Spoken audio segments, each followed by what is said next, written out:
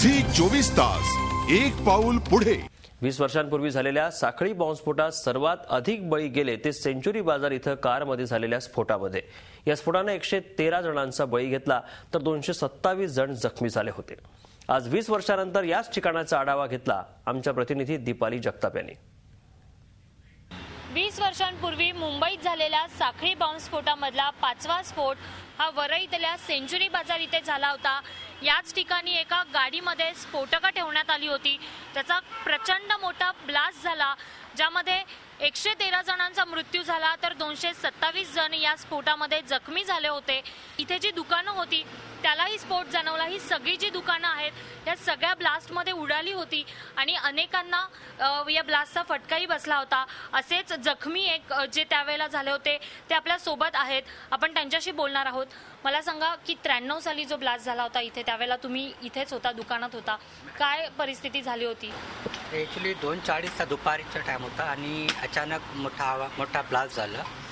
कसा झाला ते काय कळलं नाही। नंतर माहिती पडलं की बॉम्ब ब्लास्ट झाला। आम्हाला वाटलं की शॉक सर्किट झाला असं दुकानामध्ये।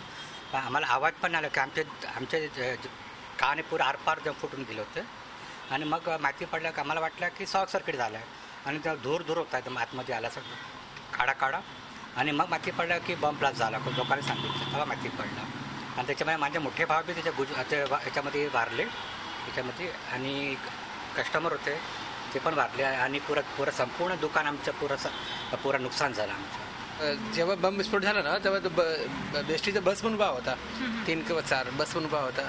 बसमध्ये जे लोक होते ते किती लोक गेले। म्हणजे हे समोरची बिल्डिंग आहे ना भोपाला सदन, त्या फर्स्ट फ्लोअरवर नर्सिंग होम आहे, डिलिव्हरीचं नर्सिंग होम आहे। तर छोटे छोटे मुले होते ते 4-5 ते उडून ते पंखाचं स्टँडवर लटकले। एकदम भयानक परिस्थिती होती। आपण बघतोय की 20 वर्ष जरी या घटनेला झाली असली तरी सुद्धा मुंबईकर ही घटना आजही विसरू शकले नाहीयेत। व्हिडिओ जर्नलिस्ट संदेश बैकरसह दीपाली जगताप, झी 24 तास, वरळी। झी 24 तास एक पाऊल पुढे।